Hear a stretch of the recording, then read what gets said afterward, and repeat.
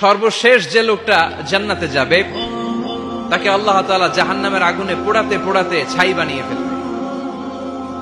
আল্লাহ বলবেন, জিব্রাইল যাও একটু দেখো, একটা মাত্র সেজদা দিয়েছে আমাকে, এরকম কাউরে পাওয়া যায় কিনা। বাটি চালান দিয়ে দেখো পাওয়া যায় কিনা।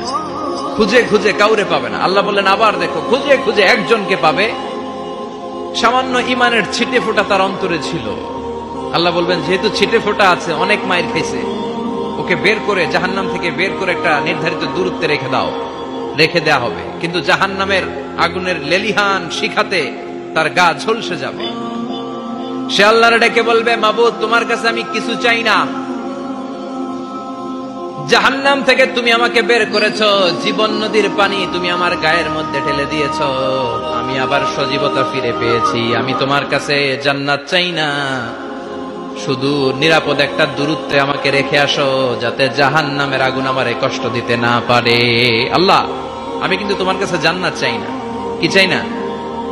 জান্নাত চাই না, কিন্তু জাহান্নামের আগুন আমারে কষ্ট দিচ্ছে, এতটা দূরত্বে রাখো যাতে জাহান্নামের আগুন আমার গায়ে না লাগে। আল্লাহ বললেন, ওকে রাখবো, কিন্তু আমার সাথে একটা কন্ট্রাক্টে যেতে হবে, যে এটা তোমাকে দিলে তুমি আর নতুন করে কিছু চাবা না। সে বলবে আমি রাজি, কন্ট্রাক্ট হয়ে যাবে। আল্লাহ জিব্রাইলরে বলবেন, যাও এমন দূরত্বে রাখো যাতে জাহান্নামের আগুন ওরে কষ্ট না দেয়। রেখে আসা হবে। অনেক দিন সে ওখানে আনন্দে থাকবে, আল্লাহ শুকরিয়া করবে। সে মনে মনে বলবে, বেঁচে গিয়েছি, আমি বেঁচে গিয়েছি, জীবনে আর কিছু চাই না, জাহান্নাম থেকে আমি বেঁচে গিয়েছি।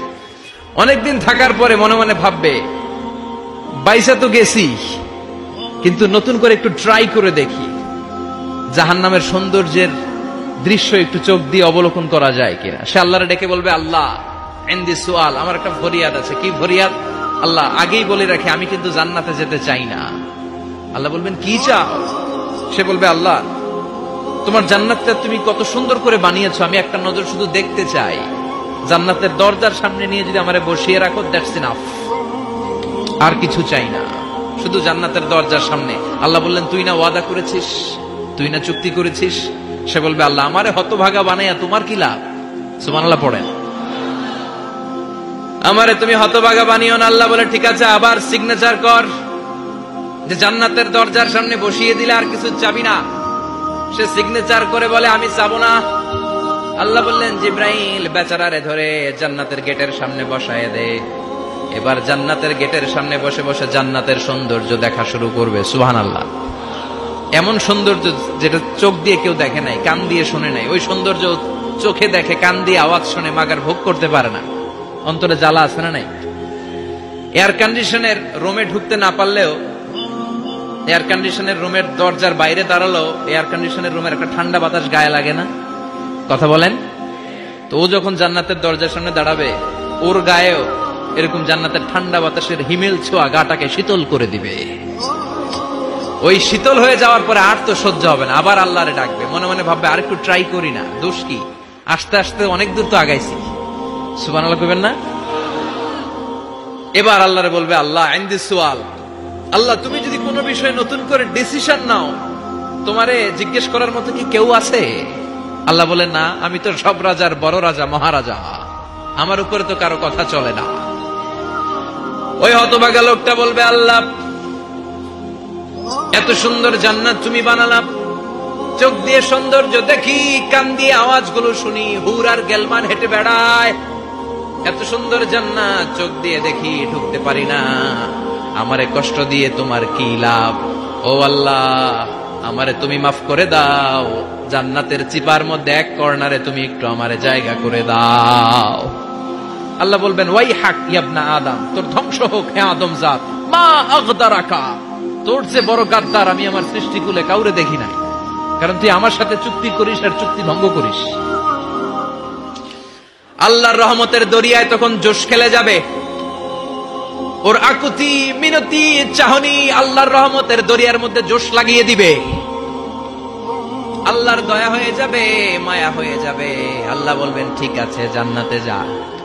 লোকটা এবার এক দৌড়ে জান্নাতের ভিতরে ঢুকে যাবে। লোকটার দৌড় দেখে আবার লোকটারে আল্লাহ ডেকে বলবে, একটু দাঁড়া, একটু দাঁড়া, জান্নাত তো দিছি, তো দৌড় দিলি কেন? সুবহানাল্লাহ কইবেন না?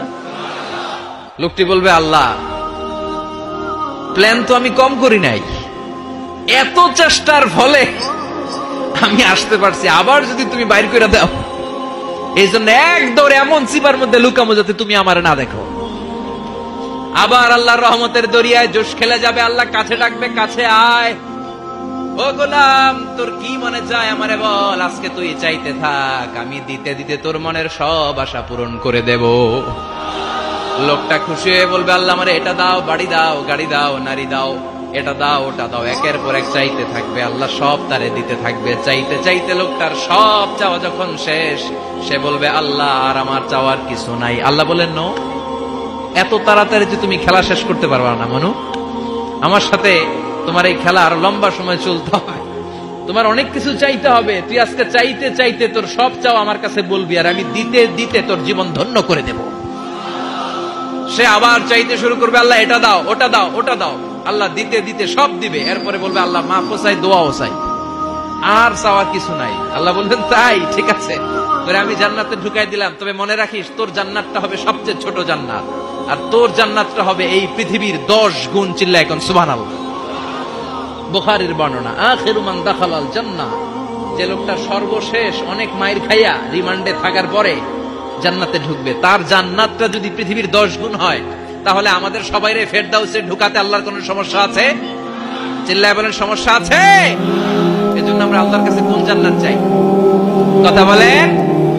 রব্বুল আলামিন বলেন, ওয়াসিকাল্লাযীনা ইত্তাকাউ রাব্বাহুম ইলাল জান্নাতি যুমারা হাত্তা ইযা জাউহা ওয়া ফুতিহাত আবওয়াবুহা ওয়া ক্বালা লাহুম খাযানাতুহা সালামুন আলাইকুম তিবতুম ফাদখুলুহা